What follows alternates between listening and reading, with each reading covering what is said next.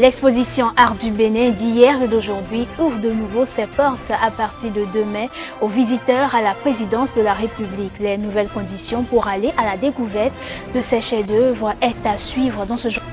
Quels sont les comportements que doivent adopter les hommes pour éviter de lever la main sur leur épouse en cas de dispute? Réponse pour éviter les violences conjugales dans ce journal.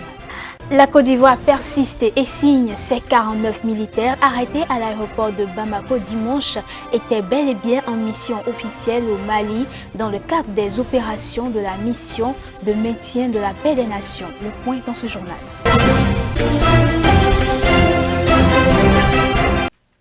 Mesdames, Messieurs, bonsoir et bienvenue à cette livraison de l'actualité.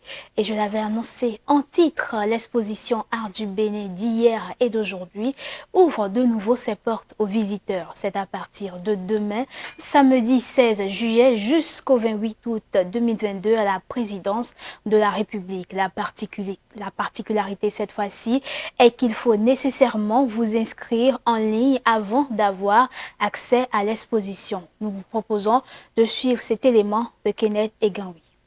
Le nettoyage de la salle est fait et tout est fin prêt au palais de la Marina. Encore quelques heures et les amoureux de l'art pourront découvrir les merveilles de cette exposition diptyque. Avec, comme je le disais tantôt, l'affluence que nous avons connue à la fin de l'exposition, les différents supports avaient besoin d'un peu de rafraîchissement. Et donc, par conséquent, on a fait appel à cette équipe pour pouvoir rafraîchir les lieux, les cimaises, les estrades, mais également tous les mobiliers d'accueil, les bancs que vous avez pu voir, tout a été nettoyé, remis au propre pour pouvoir accueillir ce public dans cette seconde phase de l'expo. Quoique cette fois-ci, la formule d'accès à la salle change. Il faut nécessairement réserver sa place en ligne avant de se rendre sur les lieux. Il y a pas mal de publics, en effet, qui appellent, qui veulent comprendre également comment procéder. Donc, on les accompagne pour la réservation. On a beaucoup de demandes déjà, absolument. Et on les accompagne parce que c'est quand même assez nouveau aussi pour eux. C'est un système nouveau. Donc, il faut pouvoir les accompagner, faire preuve de pédagogie pour leur expliquer le fonctionnement. Donc, c'est tout cela que nous gérons actuellement. La réouverture de l'exposition Art du Bénin d'hier et d'aujourd'hui s'inspire de l'engouement qu'a suscité celle qui avait lieu du 20 février au 28 mai dernier. En ce qui concerne les objets à visiter, il s'agit des 26 trésors royaux du Bénin restitués par la France et de 106 œuvres d'art contemporain de 34 artistes béninois nationaux et de la diaspora. Le ministère des Affaires sociales et de la microfinance a procédé ce jeudi 14 juillet 2022 au lancement officiel de l'évaluation du système de protection sociale lié au VIH au Bénin. La cérémonie a connu la présence de plusieurs acteurs et également des partenaires techniques dont le programme commun des Nations Unies sur le VIH-Sida. C'est le directeur adjoint du cabinet du dit ministère qui lance les opérations. Le point avec Romaric Dossa et Pierre Akap.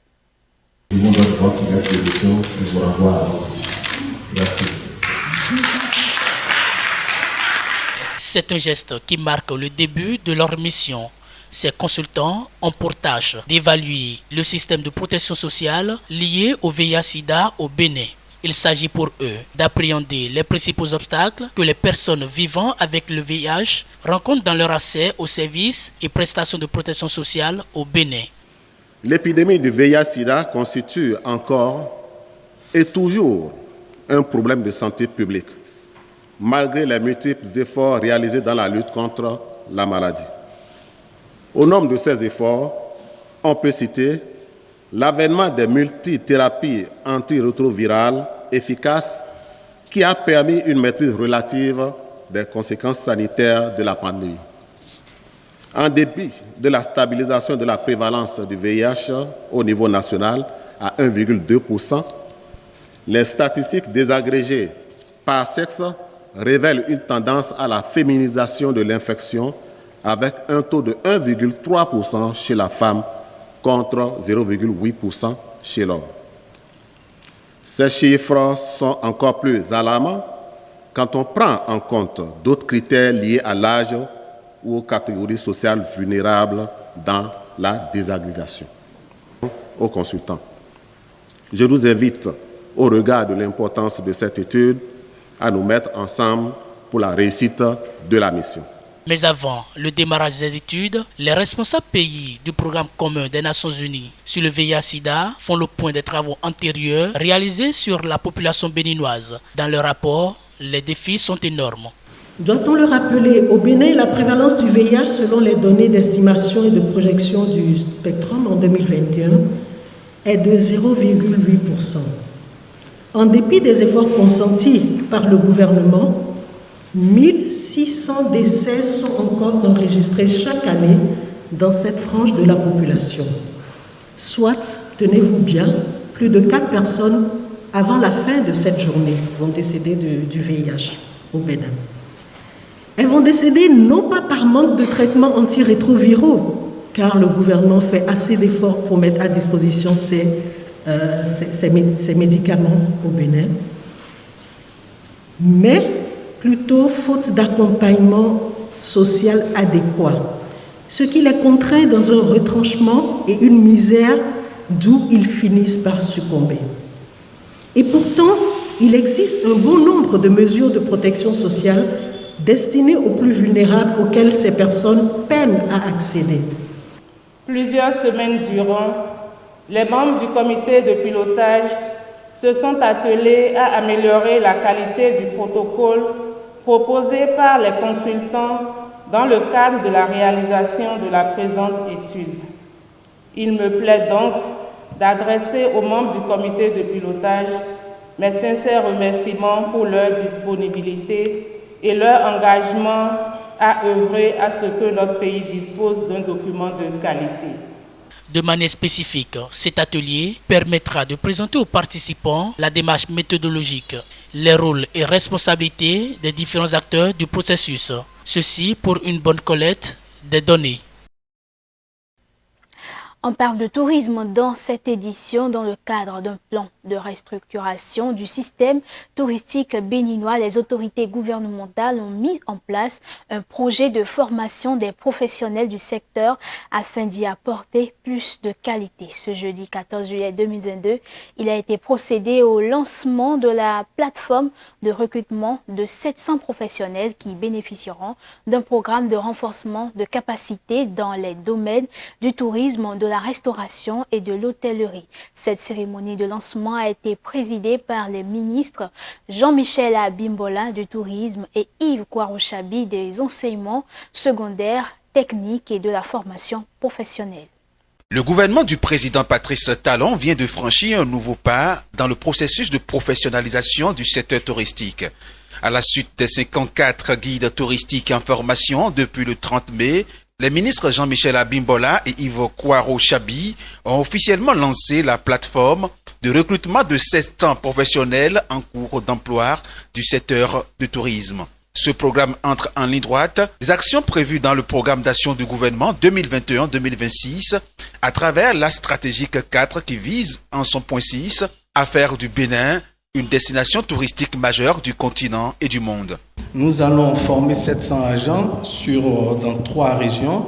Nous allons former un lot à Cotonou, 300 agents qui représentent 50% des 700. Sur la plateforme Boycon à Bomé, nous allons former 200 agents. Et sur Parakou, nous allons former bien sûr 150 agents. Les 200 agents représentent, pour tout profil confondu, représentent 29% et les 150 représentent 21%. Le Bénin a décidé de prendre les meilleurs désormais. On ne va pas prendre des gens qui sont spécialisés seulement pour donner une formation de basse qualité aux Africains. On va chercher les meilleurs pour être au diapason. Je voudrais donc vous dire que les 700 seront retenus sur l'ensemble du territoire national. C'est le lieu également de remercier les différents organes de suivi technique et de pilotage, ainsi que le cabinet dont je viens de parler. L'activité qui nous réunit, vous le savez, et qui est la suite logique du processus en cours, vise à procéder donc à une validation d'étapes, mais surtout au lancement officiel de l'appel à candidature. Pour une meilleure gestion de la sélection dans une transparence totale, il a rassuré l'assistance qu'une plateforme a été conçue sur la base des critères et des profils d'entrée bien définis. Les professionnels candidats à ce recrutement devront juste se rendre sur le site www.servicepublic.bj et suivre les instructions. Je peux vous assurer que tout est digitalisé. Il n'y a pas d'intervention humaine. Il n'y aura pas de fraude. Je n'ai aucun membre de ma famille ni de mon parti politique sélectionné dans les 54 guides, hélas pour eux. Et je ne pense pas non plus en avoir cette fois-ci. Donc c'est pour vous dire que chacun a sa chance pour autant qu'il corresponde évidemment au profil recherché. Je voudrais enfin vous exhorter, vous les professionnels, à permettre que vos employés puissent participer à cela, parce que pendant qu'ils sont en formation 3 jours, 5 jours, 10 jours, vous êtes supposés continuer de les payer. Donc il ne faut pas les licencier pendant ce temps-là, puisqu'ils reviendront chez vous pour améliorer votre qualité de service. La formation qui sera organisée de mi-septembre à novembre 2022 dans les communes de Cotonou, Abomey et Parakou s'articule autour de 4 modules spécifiques, à savoir l'hygiène et sécurité alimentaire, technique d'accueil et qualité de service, promotion et commercialisation des produits touristiques et patrimoine, histoire et culture du Bénin. Elle sera assurée par 21 formateurs chevronnés. La violence conjugale, phénomène de plus en plus fréquent dans certains couples. Elle constitue des fois un frein pour la bonne santé du couple, mais chez certains, c'est tout le contraire. Elle conduit même parfois au divorce. Quels sont alors les comportements que doivent adopter les hommes pour éviter de lever la main sur leur épouse en cas de dispute? Reportage. La vie en couple n'est pas toujours rose chez tout le monde. Elle est constituée des hauts et des bas. Les violences conjugales font partie des problèmes les plus récurrents dans un couple. Pour s'en sortir, il faut toujours ramener la balle à terre. Avoir une femme, c'est une grâce. Avoir des enfants, c'est une bénédiction de Dieu. L'homme doit toujours faire de retenue. Et regardez le temps qu'il a mis pour épouser sa femme, le temps qu'il a mis pour élever ses enfants. Il doit se révérer quand la femme fait des bêtises qui ne va pas, qui le dépasse, à ses beaux-parents. C'est sûr qu'il a doté sa femme et il a des témoins là-bas. Les parents vont la corriger, parce que dans la famille béninoise, quand la femme déconne, des fois si elle a 90 ans, c'est la chicotte dans sa famille. Moi particulièrement, étant musulman, il est dit que peu importe ce qui se passe, peu importe que je lève la main sur la femme, elle est la première normalement à faire le premier pas, à venir s'excuser. Et c'est en s'excusant, je vais également entrer dans la danse et m'excuser. Donc moi je suis d'avis, il est important, c'est la femme qui doit toutefois faire le premier pas, d'une manière ou d'une autre. Mais le premier pas doit venir de la femme, mais il faut forcément un retour au calme, et le plus tôt possible. Sinon, normalement, l'homme ne doit pas battre la femme. Il faut toujours trouver un consensus. Il faut toujours mettre la balle à terre. Quand ça commence, il n'a qu'à sortir de la maison et aller rester à quelque part et prendre de l'air. Et dès que ça va se calmer, il reviendra à la maison. Donc il faut essayer quand même de dialoguer. Parce qu'il faut que entre les deux là, quelqu'un met la balle à terre complètement. Les disputes dans un couple sont normales, mais quand elles deviennent de trop, il faut prendre des mesures. Dans un couple, la dispute en fait dans un couple n'est pas une chose extraordinaire, parce que c'est ça qui prouve que le couple vit ou jouit d'une bonne santé. C'est quand ça devient de trop que on peut dire que ce n'est plus bien. Pourquoi? Parce que, vous savez, l'abus en toute chose nuit. Mal. Et ce n'est pas une bonne chose, il faut l'avouer. Et ce qu'il faut surtout demander, que ce soit aux hommes et que ce soit aux femmes, lorsqu'à un moment donné, ça ne va pas ou ça ne va plus, il faudrait quand même prendre un recul. Quand je dis recul, ce n'est pas nécessairement quitter le foyer, mais que chacun quand même aille faire un examen de conscience, parce que ça manque beaucoup. Ça manque beaucoup à des couples, parce que sans ça, il y a le moi qui étant naturel en tout un chacun de nous qui agit. On dit c'est moi le chef. Du coup, on n'arrive pas à accepter un certain nombre de choses. Donc je les invite à quand même à cultiver la patience. C'est juste que chacun essaie de se découvrir. Et il y en a qui ne disent rien. Il y a des hommes qui peuvent accepter qu'on leur dise tout. Il y en a ne pouvant pas supporter, peuvent sortir. Il y en a, ils peuvent prendre leur portable, commencer par jouer ou faire ce qu'ils peuvent. Mais ça dépend. Ce qu'il y a à retenir, c'est juste se découvrir et apprendre. Je le dis, c'est important à canaliser ses émotions. C'est très, très important. J'y reviens souvent. Pourquoi? Parce que les émotions étant naturelles, si on n'arrive pas à les contrôler, ça va nous jouer toujours de sales tours. Et quand on est homme, il faut l'assumer, il faut tout faire pour être à la hauteur. Il est bien possible d'éviter de lever la main sur son épouse en cas de dispute. La patience et le dialogue sont les meilleures armes pour l'éviter. Et en interactualité, au moins 1 millier d'hectares de forêts et autres conifères, arbres fruitiers, a été ravagé au Maroc. Depuis quelques jours, le pays est frappé par une vague caniculaire avec des températures approchant les 45 degrés dans un contexte de sécheresse hors norme et de stress hydrique. Des bombardiers d'eau de l'armée marocaine tentaient ce jeudi dans l'après-midi de maîtriser les flammes dans le nord du royaume. Un petit village a été détruit complètement par les incendies. Reportage. Des bombardiers d'eau de l'armée marocaine tentaient jeudi après-midi de maîtriser les flammes près de Ksar el-Kibir dans le nord du royaume. Ce petit village a été complètement détruit par les incendies. Surpris par la vitesse de la progression du feu, des villageois ont quitté précipitamment leur maison. J'étais avec ma famille. À un moment donné, nous avons entendu des gens crier au feu. Nous sommes sortis. C'est la chaleur qui provoque ce genre d'incendie. Cela fait 2 jours. Il était très loin de nous et hier à l'aube, le feu a atteint notre village. Nous sommes confiants que les pompiers vont l'éteindre. Des centaines d'éléments de la protection civile des eaux et forêts et des forces armées royales, assistés par des volontaires, participent à la lutte anti-incendie. Ces feux de forêt attisés par un vent violent n'ont pas fait de victimes jusqu'à présent, mais ont provoqué l'évacuation de près de 500 familles dans les provinces de Larache et Taza. Nous avons peur pour nos maisons. Un village voisin a été complètement détruit par les flammes. Les habitants ont été évacués par les pompiers, mais pour l'instant, nous sommes à l'abri du feu. Depuis quelques jours, le Maroc est frappé par une vague caniculaire avec des températures approchant les 45 degrés dans un contexte de sécheresse hors norme et de stress hydrique. Et en Côte d'Ivoire, le président Alassane Ouattara a reçu ce jeudi 14 juillet ses 2 prédécesseurs, Laurent Gbagbo et Henri Bédié.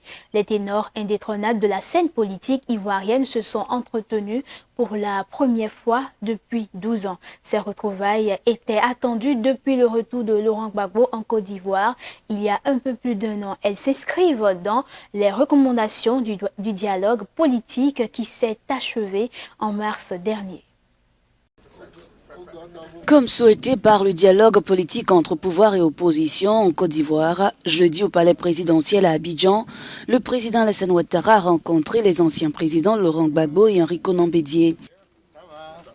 Cette rencontre entre ces 3 hommes qui occupent le devant de la scène politique depuis plusieurs décennies doit en principe décrisper le climat sociopolitique ivoirien.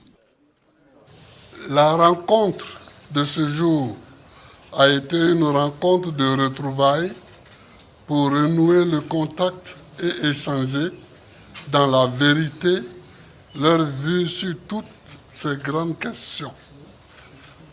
Le président de la République et ses 2 prédécesseurs ont exprimé leur volonté de faire de cette première rencontre un levain de la décrispation du climat sociopolitique national en Côte d'Ivoire. Alassane Ouattara a souhaité que cette réunion devienne régulière. Je trouve que ce sera une très bonne chose pour la nation d'entendre et d'écouter mes prédécesseurs, leur connaissance du pays, leur expérience, évidemment aussi le poids politique qu'ils représentent. Donc nous aurons l'occasion de nous revoir régulièrement en fonction de leur disponibilité. Dans l'opinion ivoirienne, cette rencontre a été diversement appréciée. D'aucuns louent l'intention de renouer les liens entre ces trois hommes. Par contre, d'autres accusent leur attrait pour le pouvoir qui a causé la mort de milliers de personnes et déstabilisé la cohésion nationale.